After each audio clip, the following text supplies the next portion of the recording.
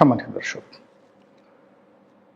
বর্তমান সংসদে বিএনপির যে ব্রুট মেজরিটি রয়েছে, সেই ব্রুট মেজরিটি দিয়ে বিএনপি যে কোনোভাবে, অর্থাৎ যেভাবে ইচ্ছে সেভাবে সংবিধান পরিবর্তন করতে পারে। যেহেতু তারা দীর্ঘ 17 বছর পর ক্ষমতায় ফিরে এসেছে, সেহেতু তাদের এই 17 বছরের যে অব্যাহত দুঃখ, কষ্ট, বেদনা তারা 5 বছর পরে সঙ্গত কারণে ফিরে পেতে চাইবে না। আমাদের দেশের যে লোক, তাদের যে মন এবং মানসিকতা, সেক্ষেত্রে আমাদের দেশের মানুষ 5 বছর পর পরই ক্ষমতা পরিবর্তন করতে চায়।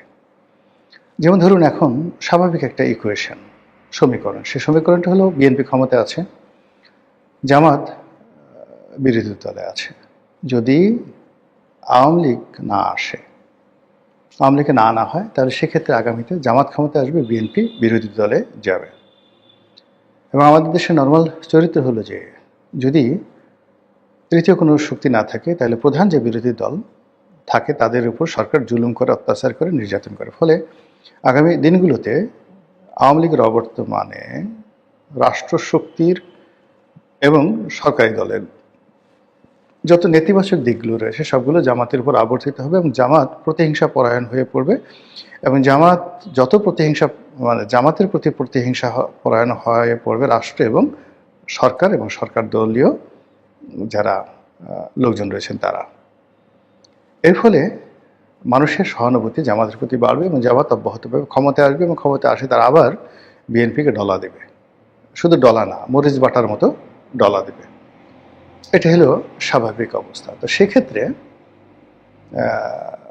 যে কোনো রাজনৈতিক দল আমাদের দেশে যে অবস্থা, স্বাধীনতার পর থেকে আজ পর্যন্ত সকলের মধ্যে ক্ষমতা যাওয়ার চাইতে ক্ষমতা হারানোর যে ভয়, বেদনা, কষ্ট, এটা মানুষকে তাড়া করে বেশি, প্রচণ্ডভাবে তাড়া করে। তো বিএনপি ক্ষমতায় এসেছে, এটা ভালো কথা, কিন্তু এই আনন্দ এখন আর নেই। 7 ডেজ, উইদিন 7 ডেজের মধ্যে এটা চলে গেছে। রোজার মাস বলে আমরা অনেক নেতিবাচক কথা বলছি না, বা আমরা অনেক কিছু শুনতে পারছি না, কিন্তু জাস্ট আপনি দেখবেন ঈদের বন্ধের পরে সরকারি অফিস খোলার সঙ্গে সঙ্গে সারা বাংলাদেশ কিভাবে উত্তাল হয়ে পড়ে। তো সেক্ষেত্রে বিএনপিকে প্রতি মুহূর্তে ক্ষমতা হারানোর ভয়, বেদনা তাড়া করবে।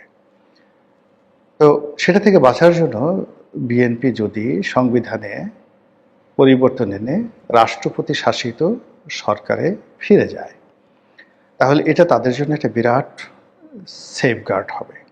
সেফগার্ড হবে এই কারণে যে এই মুহূর্তে তারেক রহমান সাহেবের যে ইমেজ, সেই ইমেজে তারেক রহমান সাহেবের সাথে রাষ্ট্রপতি পদে সারা বাংলাদেশে প্রতিদ্বন্দ্বিতা করবে এরকম লোক রাজনৈতিক অঙ্গনে নেই, এমনকি আওয়ামী লীগও নেই।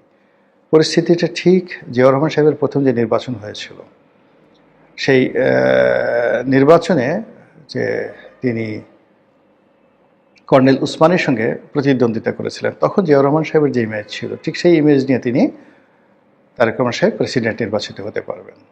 তাহলে প্রেসিডেন্সিয়াল ফর্মে তার যদি ক্ষমতা থাকে, অন্যদিকে পার্লামেন্টে তার যদি সংখ্যাগরিষ্ঠতা থাকে, তাহলে তার অবস্থা হবে এখন ঠিক আমেরিকার প্রেসিডেন্ট ডোনাল্ড ট্রাম্পের মতো। যদি ডোনাল্ড ট্রাম্পের সিনেট কমিটিতে হাইয়েস্ট রিপাবলিকান সদস্য থাকে এবং যাকে বলা হয় কংগ্রেসে তাদের যদি সংখ্যাগরিষ্ঠতা থাকে, তাহলে তিনি যতটা শক্তিশালী, ঠিক একই রকম শক্তিশালী অবস্থানে পৌঁছে যাবে বিএনপি বাংলাদেশে। কেন এই বিএনপি এই জিনিসটা চাইবে না? দ্বিতীয়ত, যে বিএনপি ঐতিহাসিকভাবে প্রেসিডেন্সিয়াল ফর্ম অফ গভর্নমেন্টের পক্ষে। রাষ্ট্রপতি জিয়াউর রহমান সাহেবের যে উত্থান, তার জনপ্রিয়তা একজন রাষ্ট্রপতি হিসেবে, এবং বেগম জিয়াও ঠিক রাষ্ট্রপতি শাসিত সরকারের প্রতি তিনি দুর্বল ছিলেন।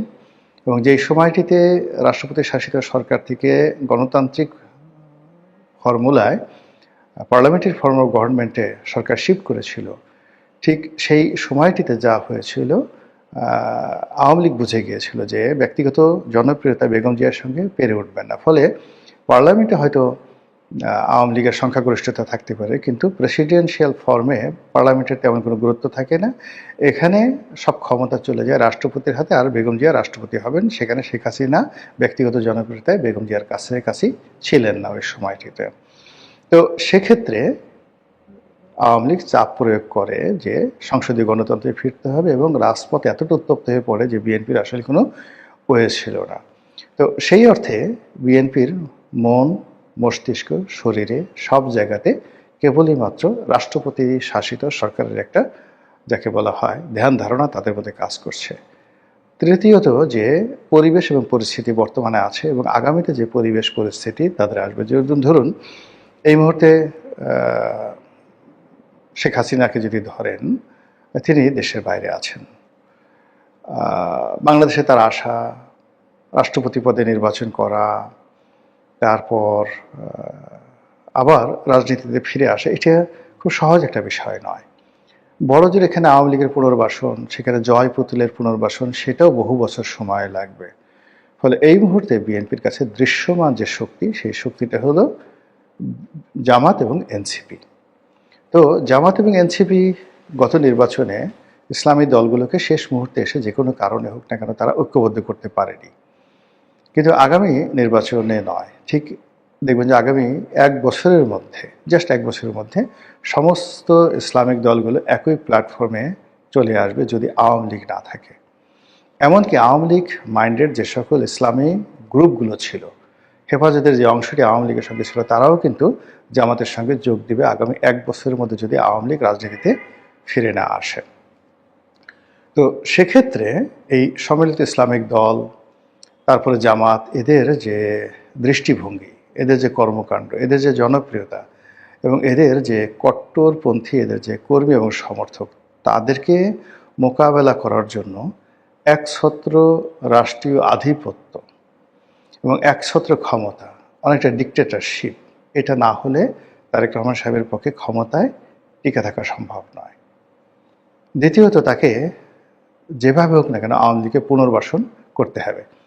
আবার আওয়ামী লীগকে যদি পুনর্বাসন করতে যায়, সেক্ষেত্রে জামাত এবং অন্যান্য যারা লোকজন আছে তারা 10 হাতে সমালোচনা করবে, 10 মুখে সমালোচনা করবে, অনার সৃষ্টি তৈরি করবে, সমাজের মধ্যে জামাত আওয়ামী লীগ মারামারি হবে, বিএনপির লোক সেখানে জড়িয়ে পড়বে, থানা পুলিশ প্রশাসন এই কাজে এত ব্যস্ত থাকবে, আইন শৃঙ্খলার অবনতি হবে এবং আর একটা আনরেস্ট।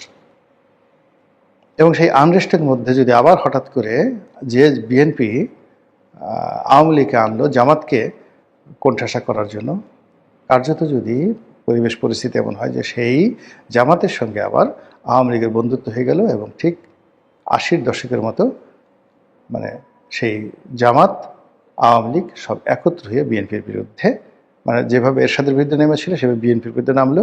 আবার 91-র পরে যেভাবে সব একত্র হয়ে বিএনপির বিরুদ্ধে নেমেছিল, ঠিক এইভাবেও আগামীতে কোনো, যাকে বলা হয়, একটা সমীকরণ তৈরি হয়ে যেতে পারে। তো সেই সমীকরণ থেকে বাঁচার জন্য বিএনপি তো নাকি তেল দিয়ে ঘুমাবে না। তারা সংসদীয় পদ্ধতিতে যতটা সম্ভব নিজেদেরকে সুসংহত করবে, দলকে শক্তিশালী করবে। আর যদি প্রেসিডেন্সিয়াল ফর্ম অফ গভর্নমেন্টে চলে যায়, তাহলে তাদের হাতে অনেকগুলো অপশন থাকবে।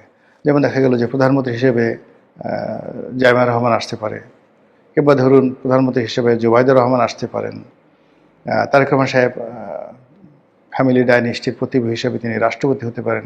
যেভাবে চন্দ্রিকা কুমারাতুঙ্গা তিনি প্রেসিডেন্ট হয়েছিলেন বা প্রধানমন্ত্রী হয়েছিলেন, আবার তার মা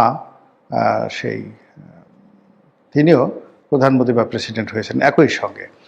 এরকম অনেক কিছু হয় একটা সমাজে, একটা রাষ্ট্রে, একটা দেশে। আমাদের পাক ভারত উপমহাদেশের আসলে রাজনীতির যে কৃষ্টি এবং কালচার, এটা এভাবে চলে আসছে। তো সেই দিক থেকে বিএনপি যদি অলানি ছাড়েন, সিদ্ধান্ত নিয়ে রাষ্ট্রপতি শাসিত সরকারের দিকে চলে যায়, সবাই আশ্চর্য হলেও আমি কিন্তু আশ্চর্য হব না। মহান আল্লাহ আমাদের সবাইকে হেদায়েত দান করুন।